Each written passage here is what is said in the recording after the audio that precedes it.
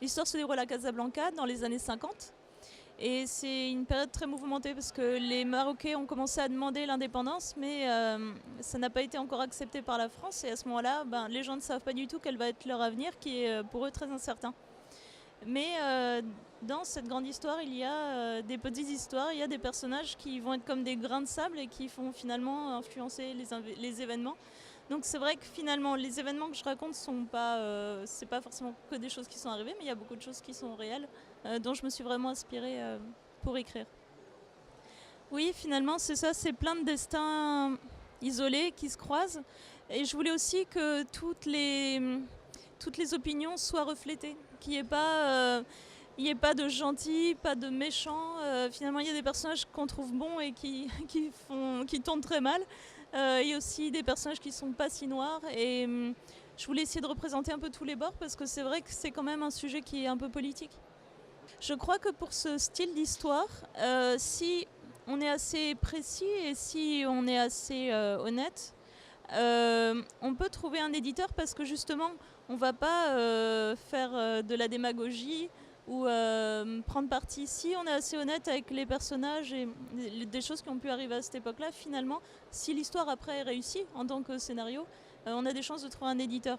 Je pense que là, le sujet est politique, mais il n'y a pas de parti pris politique, donc c'était plus facile. Alors, moi, j'ai pas grandi en France. J'ai grandi sur un bateau et j'ai toujours vu toutes sortes de gens avec des religions différentes, des désirs différents. Mais au fond, pour moi, les gens veulent tous la même chose. Ils veulent être respectés, aimés.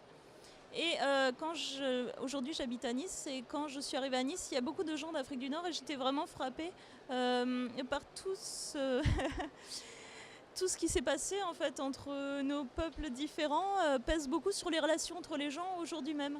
Et donc, au détour de chaque conversation, il faut une manière d'aborder les sujets, d'aborder les conversations qui fait qu'on peut dépasser ce fossé tous les jours. Et du coup, j'ai eu envie d'explorer ce sujet. Je trouvais ça ça me touchait en fait. En fait, je me suis déplacée à Casablanca. Et aussi, il y a quand même énormément de documents de cette époque sur l'architecture, parce que c'est de l'histoire proche, parce que beaucoup de Français vivaient là-bas. Et donc, voilà, je n'ai vraiment pas manqué de documentation. Après, c'était intéressant parce qu'il n'y avait pas d'ouvrage d'aujourd'hui sur ce sujet. Par contre, je suis tombée sur beaucoup de livres écrits à l'époque par des gens qui vivent les événements et ce qu'ils en pensent en fait. Et donc, il y a leur langage, leur façon de parler qui là est reflété dans le livre. C'est-à-dire que les termes employés sont des termes que les gens employaient à cette époque-là pour parler des événements. Et voilà. Les gens s'expriment dans les journaux, des journaux nationaux. Ils s'expriment dans des livres. Il y a beaucoup de récits, par exemple. Là, il y a un épisode qui se passe en prison où ils entassent beaucoup de prévenus dans une cellule et les gens en fait sont asphyxiés. Et en fait, ça c'est quelque chose qui a vraiment eu lieu à ce moment-là. Et donc, voilà, de temps en temps, il y a un élément que j'ai vraiment utilisé, qui a existé. Aussi sur voilà, les procédés des policiers, c'est des choses qu'on connaît et qui ont été consignées en quelque sorte. Je posais la question à un Marocain à ce sujet de ce qu'il en pensait de tout ça. Il me disait, bon, à un moment c'est normal, les gens en fait ils veulent leur liberté, ils veulent, c'est leur pays, ils veulent leur liberté. Quelque part ici, je me dis que les Français disent la France aux Français et les Marocains disent le Maroc aux Marocains. Enfin, finalement, c'est des cours qui se ressemblent, mais là, c'était quand même différent, dans le sens où, par exemple, les Marocains ne pouvaient pas se syndiquer. Il y avait des choses, par exemple, le gouvernement marocain, enfin, il n'y avait pas de gouvernement marocain. Le sultan était obligé de signer les décrets des Français. En fait, donc quelque part, voilà, c'était pas un gouvernement marocain, bien que c'était prétendu. Donc voilà, quelque part, c'est quand même une colonisation. Oui, j'aime bien les histoires d'amitié et je trouve ça intéressant à mettre en scène. Ça change un peu des histoires d'amour. Mais si, il y a un couple qui s'en sort bien.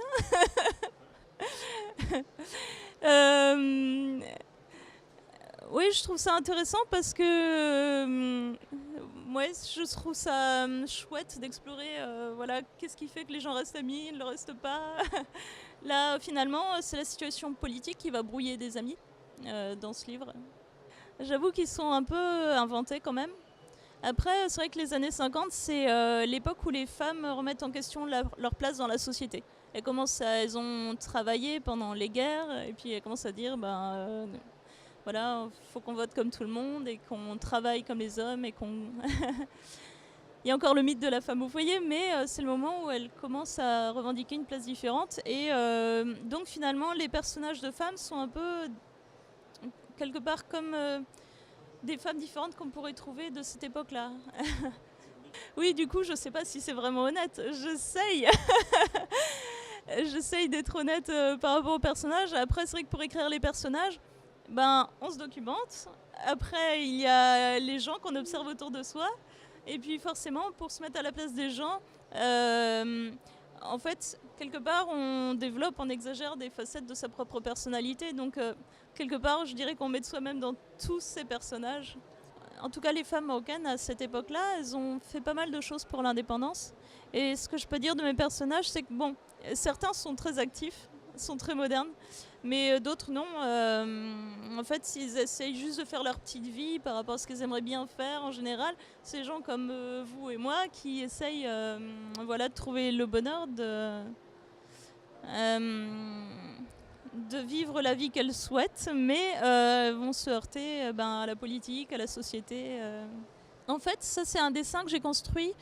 J'avais décrayonné, mais les planches finales sont faites à partir de la couleur. C'est-à-dire que d'abord je mets la couleur et ensuite le dessin vient clore les formes. Et donc le dessin, la couleur fait partie du dessin. Ce qui fait qu'il y a pas mal de hasard, mais ça me plaisait parce que je voulais que ça ressemble à du croquis, qui est ce côté que le dessin ressemble à un croquis qu'on pourrait faire dans la rue, qu'un dessinateur pourrait faire, voilà, d'une scène de rue.